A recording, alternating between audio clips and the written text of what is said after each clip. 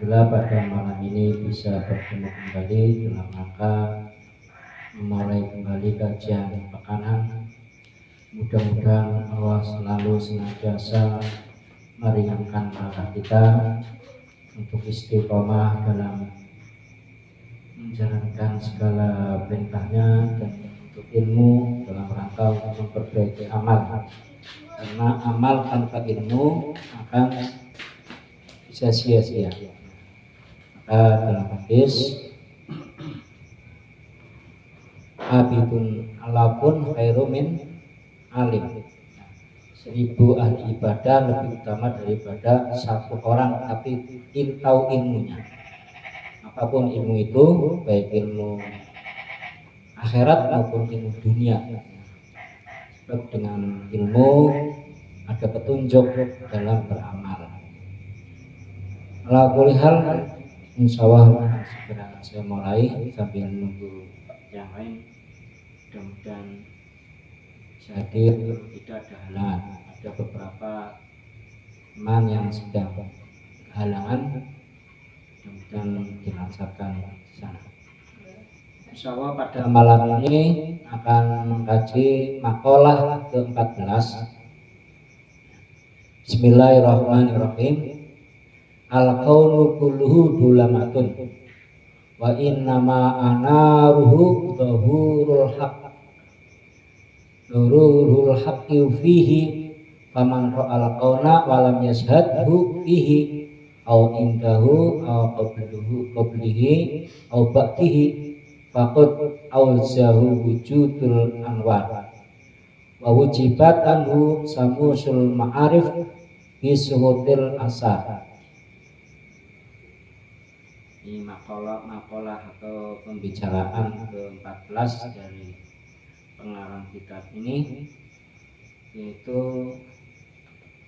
menerangkan tentang hal-hal yang menutupi diri kita akan lebih kenal kepada Allah, dalam arti lebih dalam mengenal hakikat Allah dan mampu menjadikan Allah sebagai tujuan hidup kita. Al-kaunu kulluhu dhulumatun,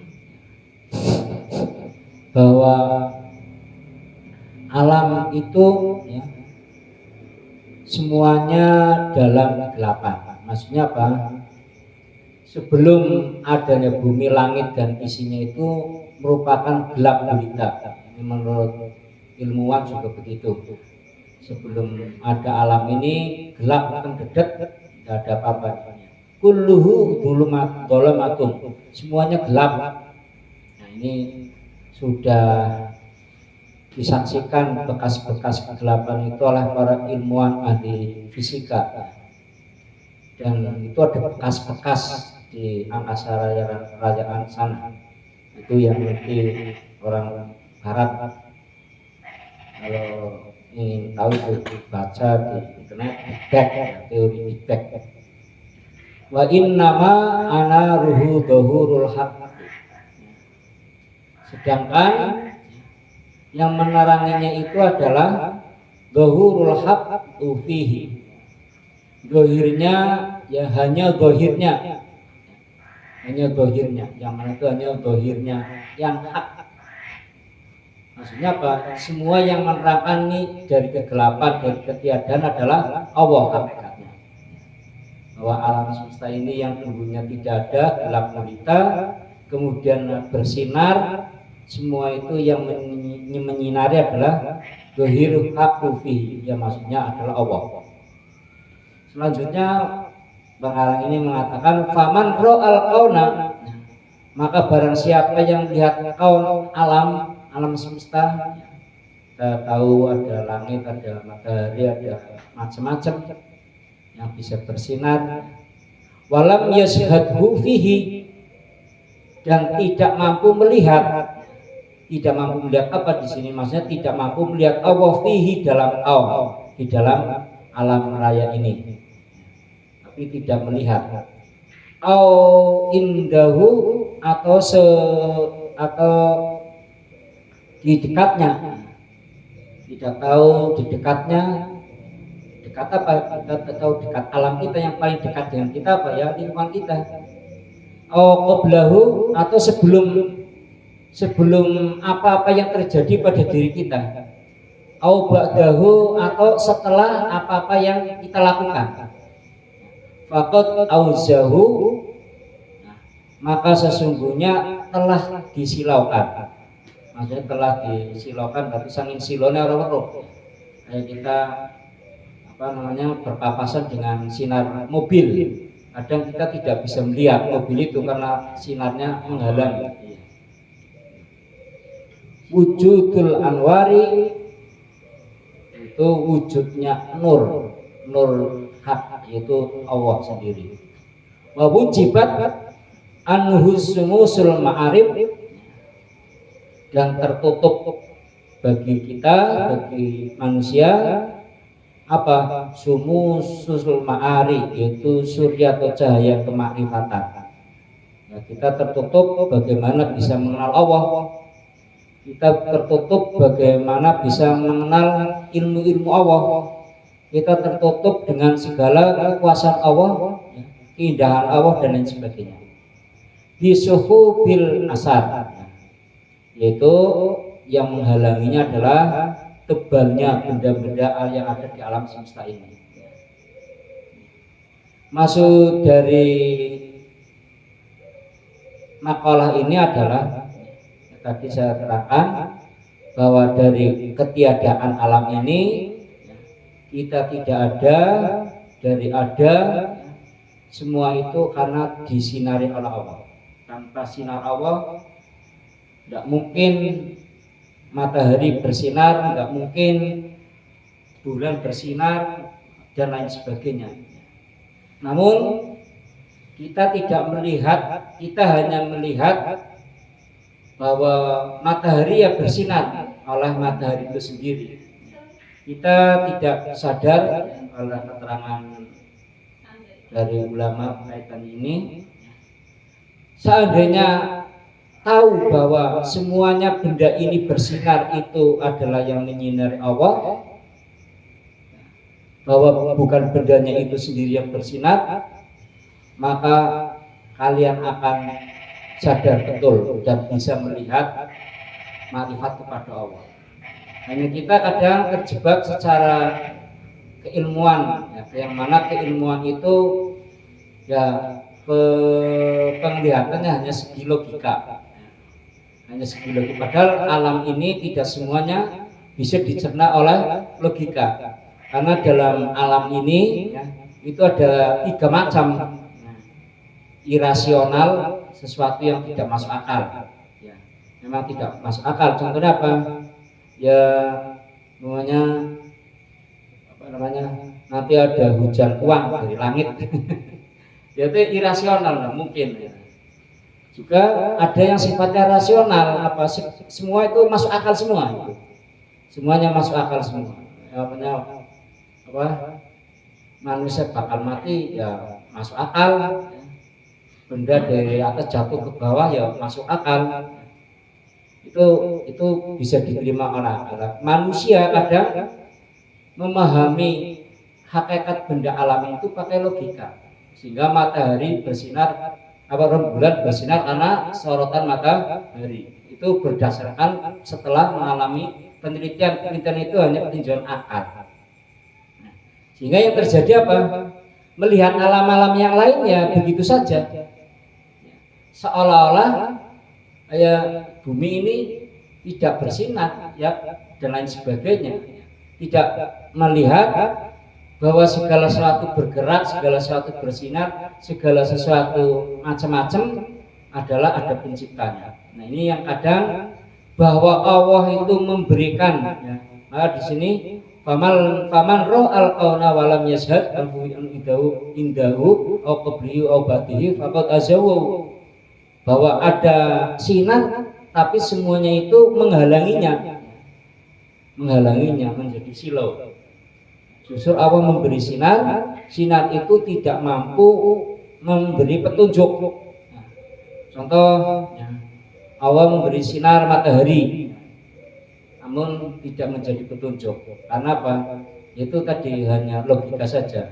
Tidak sebagaimana Nabi Ibrahim alaihissalam tahu di saat matahari mensinari, ya, dia merasa itu Tuhannya. Ya. Namun dia tetap berpikir baik akal maupun intuisi atau hatinya, sehingga begitu mataharinya tenggelam, masa Allah tenggelam. Akhirnya berubah pikiran, enggak mungkin Allah tenggelam. Malamnya ketemu bulan, oh dia inilah mungkin Tuhan. Begitu surup lagi tenggelam, ini bukan Tuhannya. Nah kejadian itu akhirnya direnungkan, ya. Akhirnya menjadikan apa?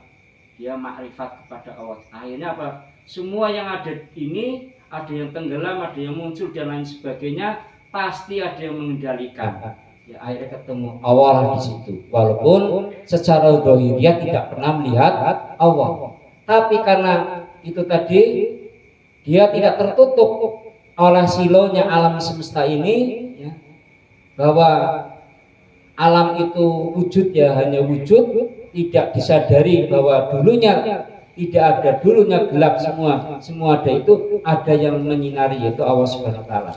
Sehingga kita pun kadang sering begitu, ya. Kita piknik melihat indahnya alam di pegunungan, ya hanya tahu-tahu begitu wujud. Kita silau dengan, nanti ada penjelasan berikutnya yang menjadikan hati kita, pikiran kita itu apa istilah botak atau gelap, bukan sekedar ya sih menyilaukan, tapi menjadikan kegelapan kita. Nah, ini di sini lanjutannya apa? Tidak bisa melihat apa yang di sisi kita, sekitar kita, ya, bahwa kita tidak peka terhadap makhluk-makhluk Allah yang ada di sekitar kita, bahkan di diri kita. Di diri kita apa? Ada sehat, ada sakit, dari pintar tidak pintar, dari tidak punya menjadi punya. Ini kalau kita pahami perjalanan hidup kita, perjalanan orang tua kita, kalau kita hatinya peka, nah, di situ akan menemukan sebuah kekuasaan yang tidak bisa dibuat sendiri. Akan menemukan Allah di situ. Juga qablihi atau sebelum yang terjadi. Contohnya apa? Angan-angan kita. Angan-angan kita kadang bisa tercapai, tidak tercapai, ya. Kita pun tidak tahu sebenarnya, kecuali diyakini ada yang menguasai kita, yang menjadi kita bisa. Ba'dihi, ya. Qablihi sebelumnya, ya. Sebelumnya apa maksudnya? Ya sebelumnya ya berarti ya tadi sebelum terjadi kita punya keinginan ba'dihi atau sudah terjadi, ya. Kita menyadari kita bahwa apa yang telah terjadi itu kadang ya kita tidak bisa mengambil ibrah. Sakit kita disembuhkan, permintaan dikabulkan, sakit disembuhkan dan lain sebagainya, itu kadang pun tidak menjadikan kita sadar. Padahal di situ Allah sudah menguji sakitnya kita, mungkin itu sebuah rahmat Allah dan lain sebagainya. Daripada tidak pernah sakit, akan terlaksakan terus, ya. Kalau istidrot tidak, itu justru siksa yang paling menurut ulama Hasan Al Basri. Orang kalau punya dosa kok hidup enak terus katanya, itu justru azab yang paling pedih daripada umpamanya disiksa dulu di dunia. Itu ada harapan untuk tobat, untuk sadar. Ini kadang hati kita diberi ujian pun hati kita gelap. Wujibat anususul ma'arif yusab bisuhu bil asar. Tertutup. Apa yang menjadi penutup kita, para ulama bukan para ulama di sini maupun para ulama itu memberikan kesimpulan dari keterangan yang kemarin juga begitu. Ada apa? Yaitu dua yang menjadikan kita tertutup, tidak kenal Allah. Kenal Allah hanya sekedar ilmu yang pernah kita beri mungkin dari guru-gurunya, ya. baik dari tingkat TK maupun seterusnya, karena kita diajari Allah itu pencipta langit dan bumi hanya sekedar di otak atau di pikiran kita, tapi hati kita belum yakin, bahkan ragu-ragu. Apa itu yang menyebabkan hati kita ragu-ragu atas Allah itu sendiri, dan tidak mampu kita lebih dekat, lebih kenal, padahal kita sedang menghadap ke sana, padahal kita sedang menuju ke sana. Umpamanya saya mau silaturahim ke Mas Teguh, tapi kita tidak hanya jari-jari tok, tidak kenal jalannya menuju ke Mas Teguh yang mana, gang mana, nomor rumah mana, ya nanti akhirnya apa? Ya bisa sasar. Nah ini kelak besok manusia banyak yang ke situ kesasar,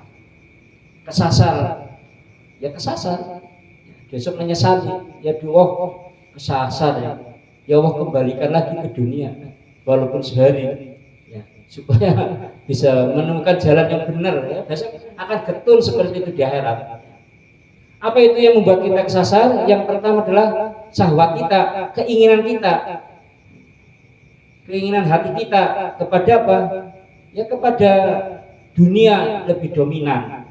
Padahal memang dunia itu bustanul akhirat, tapi bustanul akhirat itu kadang lupa hanya untuk dunia saja. Apa yang akhirnya karena dunia itu persaingannya ketat, betapa sulitnya bersaing untuk mendapatkan kepentingan dunia, terjadilah sifat-sifat apa? Fasik, ya. Sifat yang rusak, iri dengki dan lain sebagainya, yang mana itu mampu membunuh hati, mampu menggelapkan hati, itu sulit. Yang kedua al-kibru, sombong, nah, sebagaimana iblis alaihissalam, saking sombongnya dia tidak sadar Allah itu siapa, walaupun dia sudah kenal Allah terlebih dahulu daripada manusia. Karena sombongnya kepada manusia, dia tidak sadar Allahnya, tidak sadar perintah Allahnya untuk hormat kepada Adam alaihissalam. Akhirnya apa? Dia terjebak akhirnya sampai akhir kiamat. Az-zulmu, ya, zalim, berbuat aniaya baik pada diri maupun pada orang lain. Kita zalim pada diri, tidak mau menerima petunjuk Allah, kita zalim pada orang lain, itu otomatis menjadikan hati sulit untuk tembus melihat nur Allah, baik melalui makhluk-makhluknya maupun melalui asma-asmanya. Yang selanjutnya al-kizib, dusta, baik dusta kepada ayat Allah maupun dusta kepada manusia. Ini sudah digambarkan dalam Al-Quran, sehingga dia terlaknat. Siapa itu? Yaitu orang-orang Yahudi.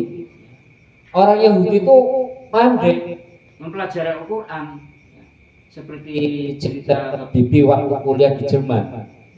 Dia kos dengan orang Yahudi, ya. Ada dua orang Yahudi itu ranking satu dari yang dua, namanya gitu. Dia ingin tahu bagaimana cara belajarnya gitu. Ada ngintip sampai malam, tidak tidur sampai jam 3 malam. Ternyata apa? Yang sedang dipelajari Al-Quran, bukan pelajaran di kuliahnya. Bertanya Habibie itu, mengapa kamu mempelajari Quran? Kamu tahu enggak? Kalau umat Islam belajar Quran sungguh-sungguh, umat Islam menjaya memimpin dunia ini terus. Padahal mereka orang Yahudi gitu. Maka Israel itu mempelajari Quran untuk diambil pelajaran, dan sudah dinyatakan oleh orang-orang Barat saat ini, ya, melalui demo-demo itu, apalagi peristiwa ini, peristiwa Gaza, menjadi inspirasi orang-orang Barat masuk Islam setelah mengkaji Al-Quran. Dia makrifat, ya, dibukakan hatinya yang selama ini tertutupi oleh kezaliman mereka, berburuk sangka dan lain sebagainya. Dari Allah dengan iradahnya, kekuasaan melalui peristiwa itu, maka dalam kodrat iradat Allah itu hakikatnya itu baik, ya. Kalau kita telusuri, ya. Peristiwa Gaza sisi lain memang ya umat Islam terzalimi, ya. Tapi sisi lain Allah sudah membuka ajaran Islam di situ. Bagi orang-orang Barat yang tertutup, nur Allahnya tertutup oleh kezaliman orang-orang Barat itu, menutupi kebenaran Islam dengan fitnah yang luar biasa. Kita pun hakikatnya kalau kita mau membaca Al-Quran dalam arti memahami artinya, entah itu lewat terjemahan Al-Quran, kita kan hanya begitu. Kita walaupun kita kadang hanya sepotong-sepotong saja, apalagi utuh, kita akan kenal Allah di situ. Walaupun itu pembelajarannya sederhana hanya melalui Al-Quran. Maka di situ dikembangkan oleh para ulama melalui fikih hukum menjadi ilmu fikih. Ini termasuk fikih apa ini? Fikih iman. Semuanya merinci tentang Al-Quran dibagi macam-macam. Ada fikih tauhid, fikih iman, ada fikih ilmu hukum dan lain sebagainya. Ini hakikatnya fikih. Karena apa? Memperjelas ayat-ayat Al-Quran berkaitan dengan mengenal Allah Subhanahu wa taala. Itu banyak sekali ayat-ayat yang mengarahkan ke situ. Itu penyakit syahwat yang membuat kita kadang walaupun otak kita ada tapi tidak mampu menemukan kebenaran yang hakikat. Selanjutnya apa? Di samping syahwat ada penyakit subhat, yaitu al-jahlu, kebodohan kita. Kebodohan kita melihat alam semesta itu sebagai petunjuk Allah melalui alam, karena hakikatnya Allah memberi tanda-tanda pada dirinya itu melalui dua hal, yaitu alam semesta ini dan ayat Quran.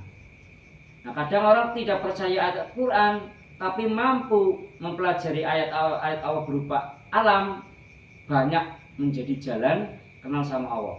Ini kebanyakan orang Barat ini ya, yang serba demen sains ya, penelitian ya.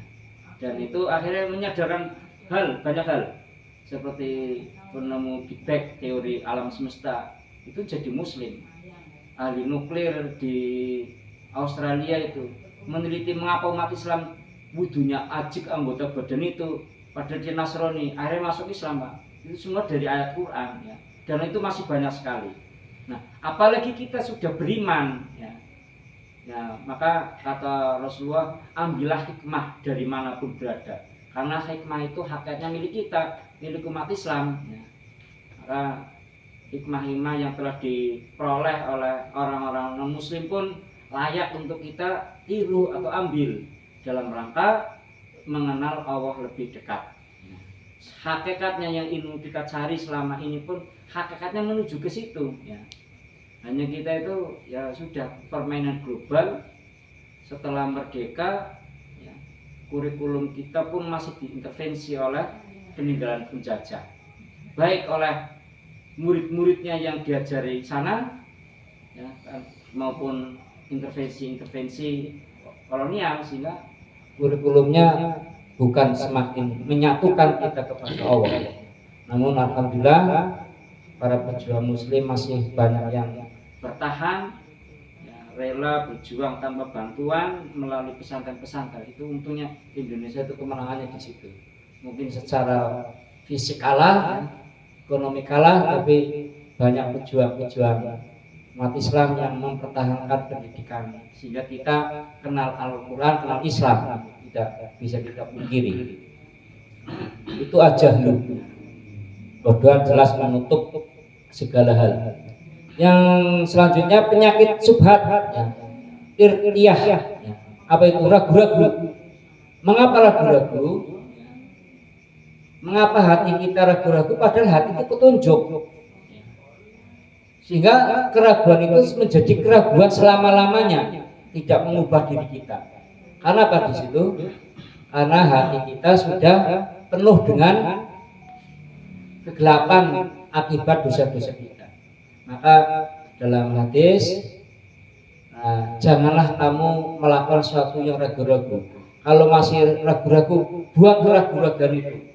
Pakai apa? Kata Rasulullah, tanya ke gurumu. Apa gurunya? Hatimu sendiri gitu ya.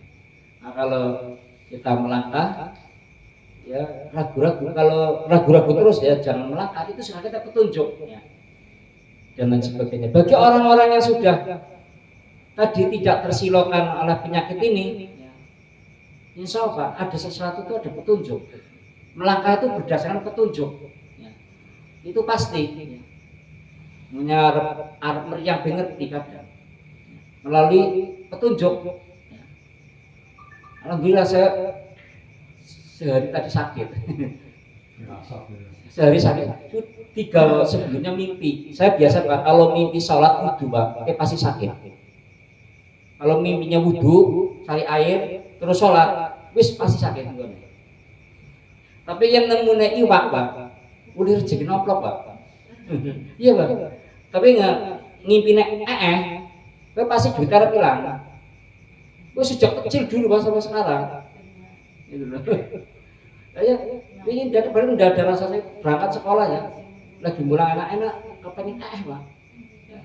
Rampung kurang 2 menit, kurang 10 menit ya. Kebetulan begitu awak dingin, bodoh lah. Langsung balik. Nembe menyat jam 10 malam. Lalu coba alhamdulillah sembuh ya.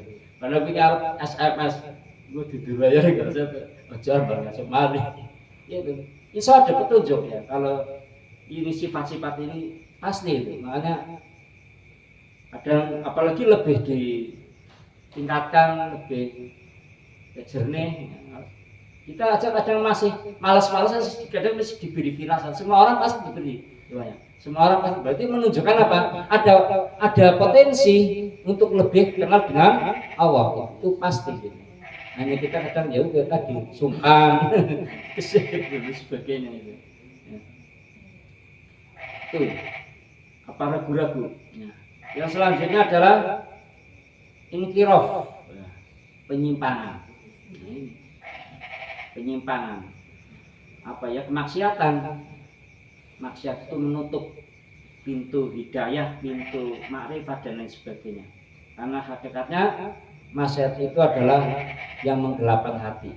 Kalau hati kita, walaupun otak kita cerdas, tapi kalau hati kita gelap, ya sudah.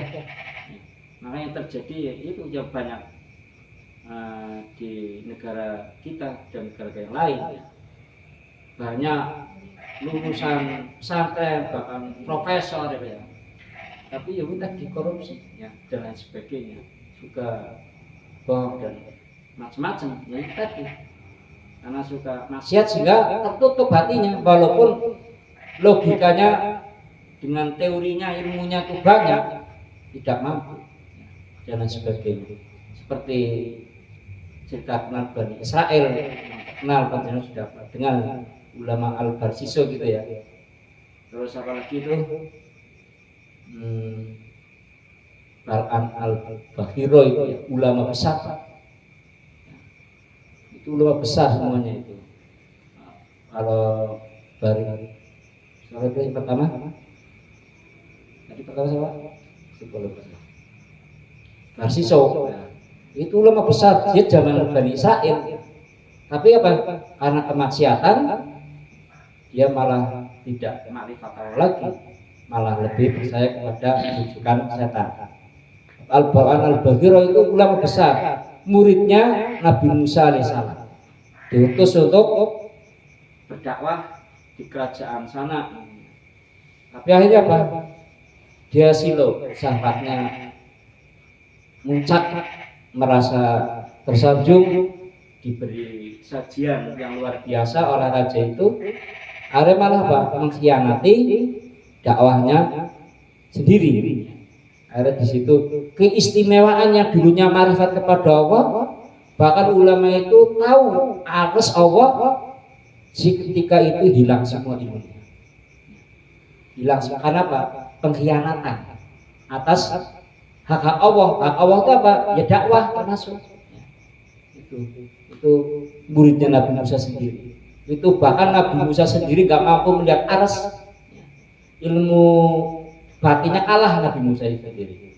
Nabi Musa lebih ke syariahnya, kayak ilmu syariat.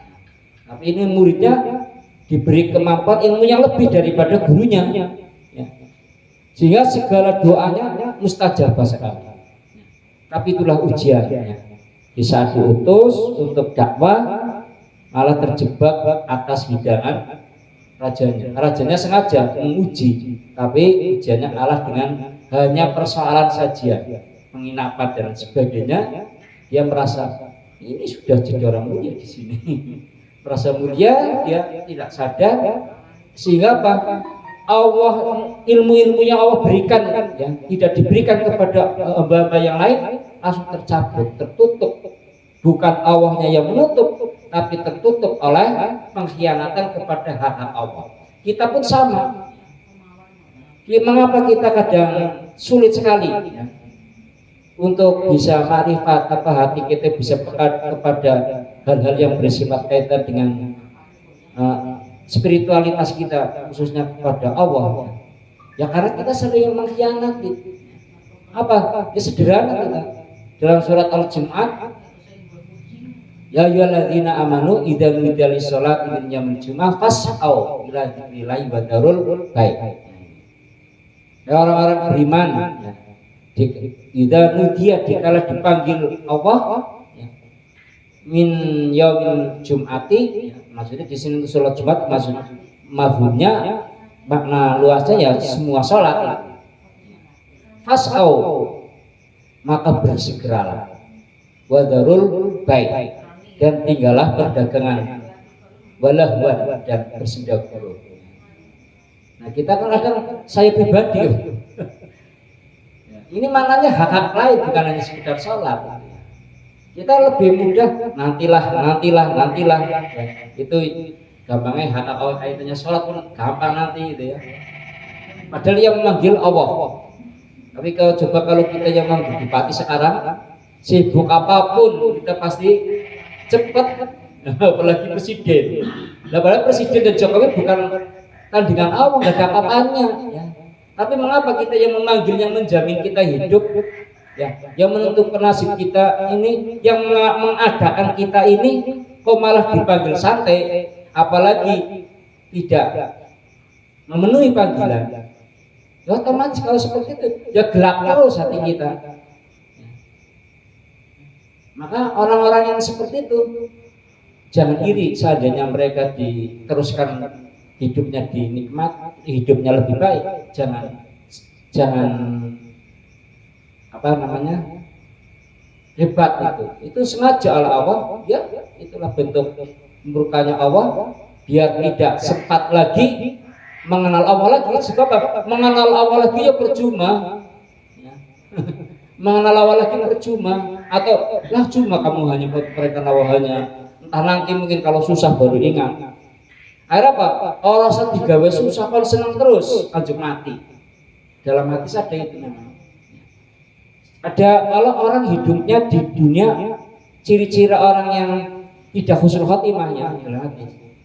Ciri-ciri orang tidak husnul khotimah kalau di dunia itu enak terus, supaya enaknya habis sampai mati, sehingga nanti tinggal sisanya yang tidak enak-enak. Apa? Siksa alam akhirat.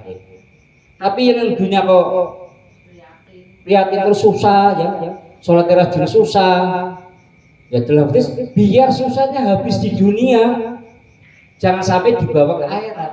Akhirnya tinggal enak-enaknya. Itu hadis ada, Pak. Hanya saya nggak hafal itu. Maka ada, jangan heran kita ada orang soleh kok matinya melasena ya, meriang kayak disiksa. Jangan pernah berprasangka buruk seperti itu. Justru itu dalam hati saya, justru itu yang tidak enak-enak dihabiskan ya. Jangan sampai ke bawah akhirat. Itu cara Allah memberi rahmatnya kepada hambanya seperti itu ya. Kan ada yang ulama atau orang pinter kok mati kayak melas temen, disiksa sakratul maut suwe ora karuan, nyakitnya bertahun-tahun. Itu husnudzon saja, mungkin Allah menghabiskan, menggugurkan dosa-dosanya melalui itu, dan kesusahan jangan sampai dibawa ke akhirat. Kan ada banyak, saya punya teman sida, aku heran maksiatnya pol ya. Waduh, ini mantep, minum biasa. Lagi nonton TV kalau mangan, oh langsung mati kepenak temen ya. Itu tuh Pak.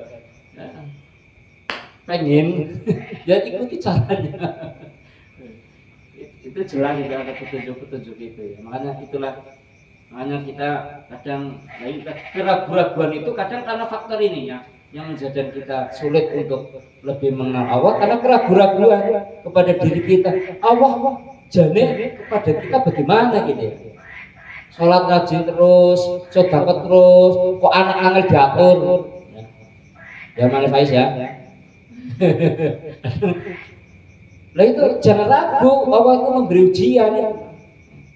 Ini sedekah terus, sholat gelem, kok ya anak-anak baik sih. Anak-anak baik. Kadang orang kan gitu ya, gesula itu. Lah itu yang menjadikan kita sulit untuk marifat kepada Allah. Ada keraguan-keraguan itu penyakit daripada syahwat. Itu penyimpangan. Selanjutnya adalah ghaflah, yaitu kita gampang lalai. Dari lalai inilah Allah memberikan strateginya supaya jangan lalai. Nah, sebagaimana Allah firmankan, ya ayyuhalladzina amanu dzkurullaha dzikran katsiran bukratan. Ya ayyuhalladzina amanu dzkurullaha katsiran wa yusabbihuhu bukratan wa asilan. Ya orang yang beriman, berarti yang tidak beriman syarat cukup bersunat. Ya orang yang beriman, zikirlah sebanyak-banyaknya kepada Allah dan bertasbihlah menyucikan Allah. Kapan? Pagi dan sore. Maksudnya Allah tunggal dina. Setidaknya pas bangun tidur anak dikire, pas arep turu anak dikire ben ajak larang karo Gusti Allah, maksudnya gitu. Ini sekedar batas minimal pagi dan sore ya. Setidaknya kita dikira semampu kita ya. Bisanya astagfirullah, subhanallah, kan itu ringan sekali. Asmaul husna sekenane orang itu 99 sholawat. Yang mau lebih maksimal ping 100 paling sejam Pak, paling sejam. Insya Allah komplit, walaupun tidak sekomplit tapi banyak lah insya Allah. Insya Allah kalau banyak zikirnya, insya Allah hati kita gampang tajam. Apapun yang ada di sekitar kita akan menjadi nur Allah. Kita melihat orang susah menjadi nur, jadi cahaya untuk kita. Apapun kita piknik ke Guci, sudah enggak nafsu lihat aurat orang lain, lihatnya sekitar kita gunung seperti itu, kita malah menjadi kadang gentes nangis ya, dan lain sebagainya. Nah itu mudah-mudahan menjadi petunjuk untuk kita semua sehingga kita semakin bersih hati kita, sehingga hati kita menjadi cermin yang bersih, sehingga kita bisa melihat diri kita dengan jernih. Insya Allah nanti akan kita mampu mengenal Allah lebih dekat.